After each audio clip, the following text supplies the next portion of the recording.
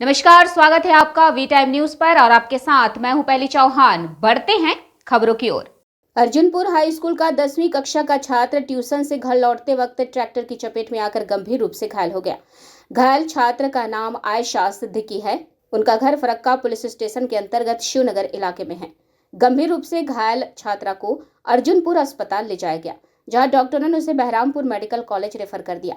दुर्घटना की खबर मिलते ही फरक्का जिला परिषद सदस्य प्रतिनिधि मास्टर शाहिदुल आलम, स्थानीय मुखिया फीतू शेख, पंचायत समिति के सदस्य और अन्य गणमान्य लोग घटनास्थल पर पहुंचे।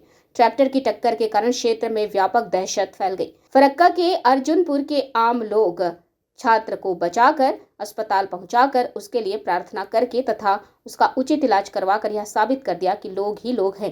फरक्का जिला परिषद संख्या 3 के सदस्य के प्रतिनिधि शाहिदुल आलम ने यह नेक कार्य किया। ঘটনাটা অত্যন্ত দুঃখজনক ঘটনা। আমাদের শিবনগর গ্রামের নাসির ডাক্তারের মেয়ে আয়েশা সিদ্দিকা 15-16 বছর বয়স এবং সে 10ম শ্রেণীতে পাঠরতা অর্জুনপুর হাই স্কুলের ছাত্রী। সে টিউশন ফিরে বাড়ি ফিরছিল, তাতে করে একটা ট্রাক্টর এসে দুর্ঘটনা ঘটে গেছে। আমরা খবর পেয়ে প্রধান, পঞ্চায়েত সমিতির সহকারী সভাপতি জাহাঙ্গীর কবির সোহেল, পঞ্চায়েত সমিতির রিপন, স্কুল কর্তৃপক্ষ সবাই আমরা ছুটে এসেছি।